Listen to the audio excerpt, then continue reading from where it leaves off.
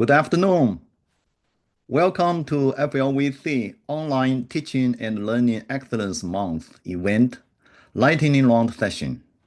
I am Tom Tu from Florida Virtual Campus. I am the moderator for today's session. Please join me in welcoming today's guest speaker, Debra Luken.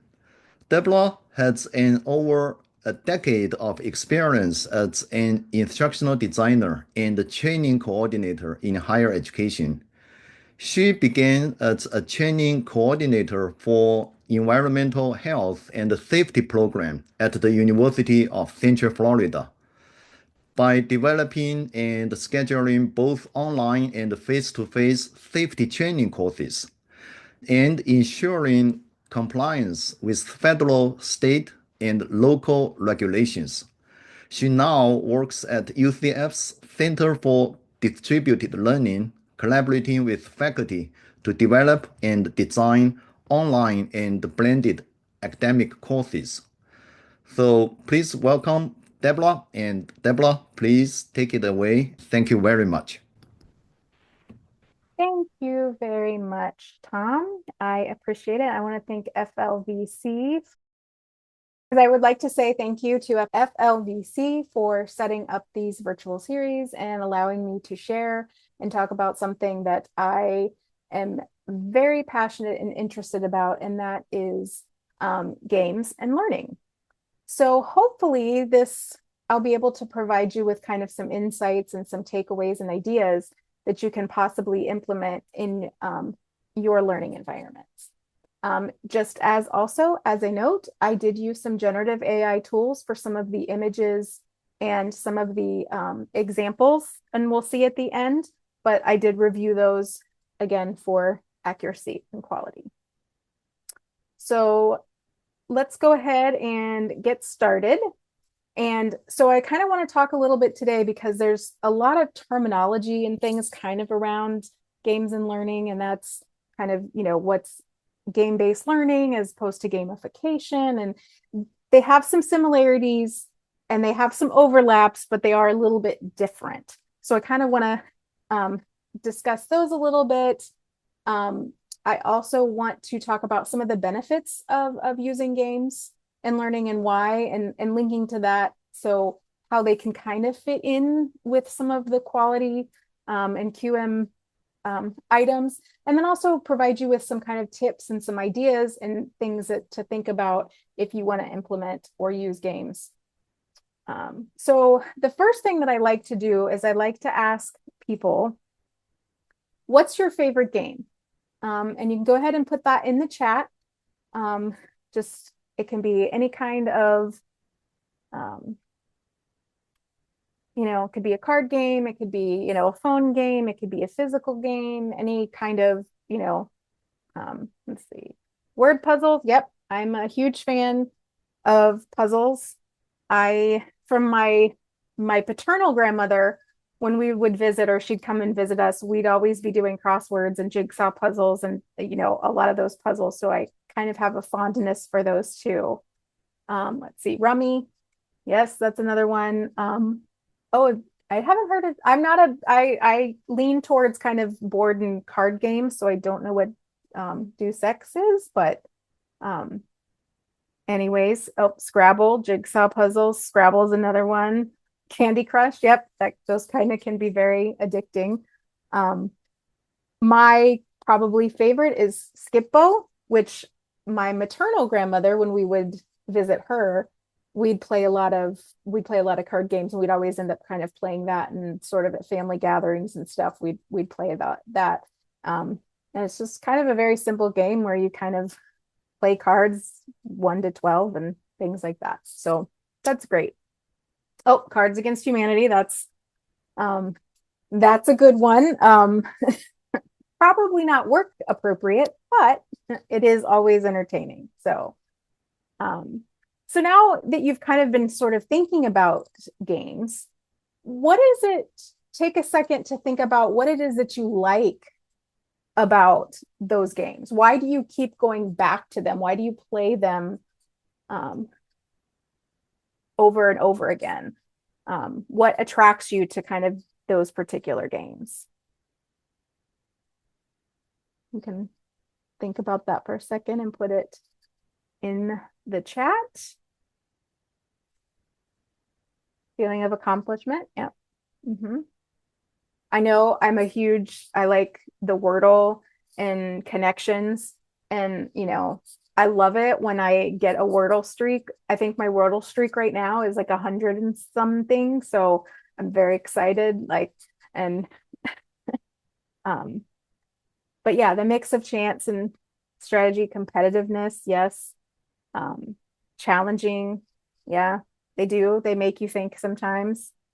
So when you think about, and all of these are kind of what gets into video games, or not necessarily video games, but any kind of game really, and why they can be useful um, in a learning environment. So, whoops, went too far. So there's a lot of different kind of definitions and ideas of what's termed as a game. Um, this is one of the definitions that I tend to prefer, and it's one by a pretty well seminal text around games called Rules of Play by Phelan, Teckenbust, and Zimmerman. And it says a game is a system in which players engage in an artificial conflict defined by rules that result in a quantifiable outcome. So this definition is broad enough and has enough flexibility because it talks about those components of a game, but it doesn't really say anything about the modality, about the environment, or anything. It's got these it treats the game as sort of as a system, and it's kind of a unit. It has a beginning and an end. It is kind of, this sort of entity, almost in the case of a world, so to speak. I know some of those kind of role-playing games really get into that idea of the world, but when you are playing a game, you're sort of in that kind of game environment with those particular rules and things going on. So, because things you're going to do in a game aren't necessarily things that you're going to do, in everyday life. And notice this isn't a definition that talks anything kind of about learning or education. Games aren't necessarily, they are learning tools, but again, we play those for fun. Oops. Okay. All right. Oops. Sorry. Okay. My mouse is going a little fast. So linking, then we think, okay, well, we hear the term gamification a lot. And so there's gamification of learning and things like that. So I think gamification, again, this is, there's kind of some different definitions, but I think this is a good one because it is kind of a broad, flexible definition that kind of encompass, and it says gamification is using game-based mechanics, aesthetics, and game thinking to engage people, motivate action, promote learning, and solve problems. So gamification really is about using kind of the parts of the game. It sort of wraps those, when you're talking about gamification for learning, it's wrapping those game features around that learning activity. So if you think about, and it's not just in education that this is happening, if you think about in business and marketing, when you scan your receipt into the app in your phone and you collect points to get a free dessert, or, you're collecting, points on your credit card for a free night at the hotel, or, things like that. Your Fitbit devices, and things that you're tracking your steps, and every 100 miles you run, you get a badge. That's all the ideas of gamification. And so those, again, are those pieces of that game system that are kind of being used for those kinds of activities. And so this is just a small kind of example of some game mechanics. I know that there's a lot more out there, but narrative is a big one, theming and things. Those are kind of easy things to kind of pull out and use for different things. Badging, kind of collecting items, levels, leaderboards, all those kinds of things are examples of game mechanics. So when we kind of think about this, then what is game-based learning? And essentially, very plainly, game-based learning can be defined as learning that's facilitated by use of a game. Now, that game can be specially built for whatever learning topic you want, or it could be something that you're kind of creating specifically with, one purpose or one topic in mind.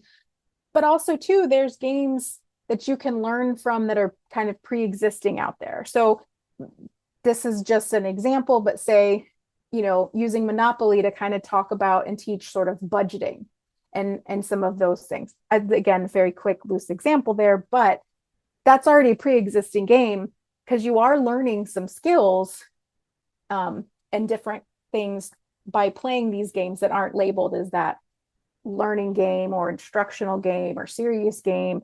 Sometimes you may hear that kind of those terms as well when you're kind of talking about game-based learning. So when you're talking, and so there is a gentleman, James Paul Gee, and he wrote kind of another is what video games have to teach us about learning and literacy. And don't have time to go into all of his kind of principles, but he really kind of talked about what good learning things of these principles of learning and how you can kind of see these like in a game as well and kind of how they come together. And I just kind of again took a few because we don't have time. He talks about 36 in his book, but I kind of took a few with kind of some under some headings kind of play, of practice, and developing skills. So games allow for play. Play is a human thing. We've been doing it all our lives. It's how we explore the world. It's a safe place for us to kind of go in and we can take on a new identity or a new role. We become invested in, example, if you're Monopoly, you become invested in having all of those hotels on Boardwalk and collecting all the railroads and things like that. And as an example, like you can take on these kind of new roles outside of your normal life. These games can make unique individual experiences because everybody's going to play the game a little bit differently. Everybody's going to, may go at it this angle or may try this. They have their own, again, like I said, they're sort of their system because it's in that kind of world, for lack of a better term, but it's that they have their own sets of rules and their time and place that is not everyday life. And games give players and people a chance of ownership and autonomy so they can kind of choose the direction that they want to go. Like, how fun were like choose your own adventure books when you could kind of pick your own path through things. So that is one of the great things that games allow us, is that kind of discovery and play and things like that. Games also allow for practice. So one of the great things about games is there is that freedom to kind of take a risk, try this, see if it works. Okay, it doesn't work, okay, so what are you at? You're out of the life or things like that. You go in, you try something different and you try that level. How many times have you gone to play a game and you're playing that level over and over again until you can beat it to get to the next one? And in games it's safe to do that. Like it's you're not it's a safe place to kind of take those risks. And again, you're trying those different things, that discovery, that flexibility, and it provides you feedback and says, hey, this works, this doesn't work. And sometimes you find out there's multiple ways to kind of get to your goal, or there's different options through playing a game. And games help us to develop skills. So games often require sort of, strategic thinking and problem solving. So, you're having to kind of think through these puzzles and you're having to kind of figure out what's the strategic move to get me the most points, to get here, or move the most things, or how do I, which, to use the Monopoly, which location or which of my properties is the best to put a hotel on, things like that. So they require some of that problem solving and those critical thinking skills. They can also require collaboration. In some games, you have to work together, like escape rooms, which are one of my favorite, and I'm particularly fond of digital escape rooms. But a lot of times they require you to work together to solve the puzzle. Or sports, you're working together to score points to win the game. So it does help to kind of build some of that team and collaboration.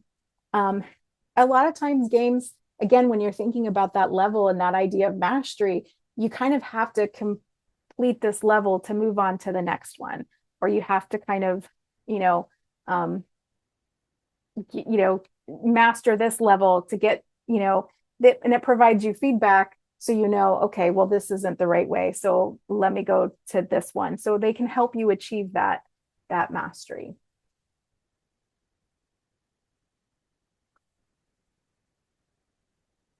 So making sure, again, when you're thinking about games, is you want to think about them and use them and be strategic about it.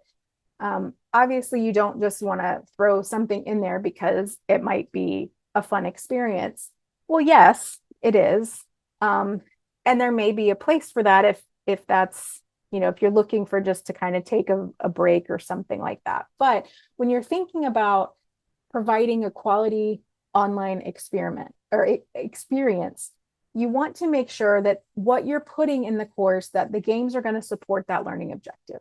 So that's where you pick one or two, objectives or topics to use and find a game that can support that, or create a game, so you don't want to make the whole course a game because that can be a little bit overwhelming and not to mention time consuming. But games also kind of can provide that variety. They can be a way to interact with the content that's different than, say, a discussion or reading an article or taking a quiz. It's just kind of a unique, different way. And you want to make sure that you're providing clear instructions when you're including these types of games and activities. Because if it's technical support, so if you are using some sort of, plugin or something like that where they can go, you want to make sure that it is accessible, that it is usable. You want to make sure that there's these clear instructions of how is this something that you're going to be included in a grade? Is this something that they're doing just for practice? You want to think about that. Is this something that they can work together as a team, or is this an individual? And of course, accessibility, usability. You want to make sure that all of the components that you're using in your learning environment are accessible. You don't want to have to require people to purchase, special tools or components or have a special computer just to kind of play one game. So those are all kinds of things to kind of think about when you're using games to ensure quality. So putting the pieces together. So one of the biggest things that I tell people when they ask is play games, because that's how you're going to find out what's working, what's not working, what are things that you can kind of adapt for what you want to use, where you're going to find things, because there are some pre-existing resources out there. There are some tools that are already built that can kind of help you to create some of these different, games or gamification in your courses.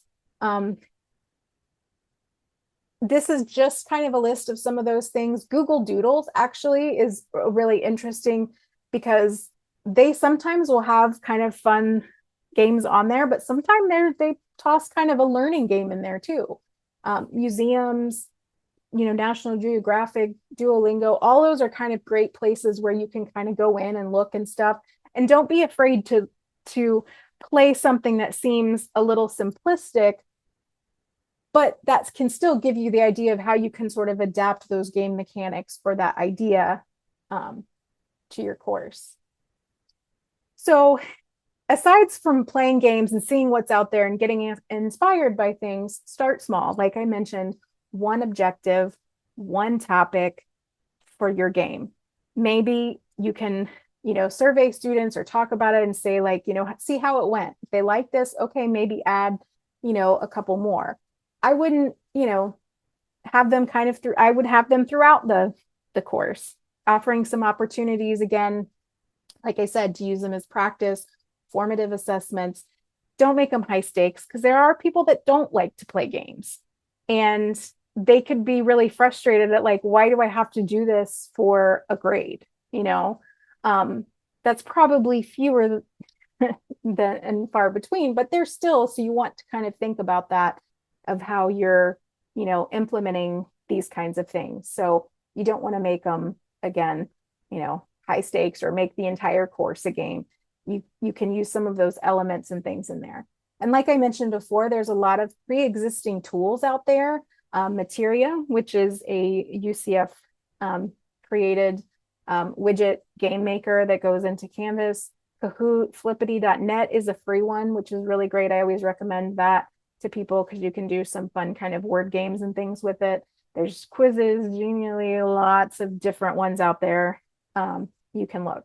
And another thing too, now we have this great AI, and using AI is a great way to kind of brainstorm ideas and think about, so I put in Chat GPT and I put in a couple of prompts. And so the first prompt was like, can you provide some examples of game that can be used for learning? Pretty generic, pretty kind of basic prompt there, but it did spit out several.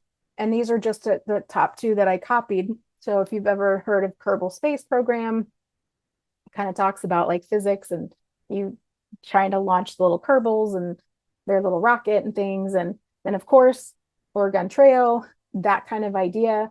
Again, it's a great tool to brainstorm from. It's not necessarily a definitive source. So I will always say, always check your answers.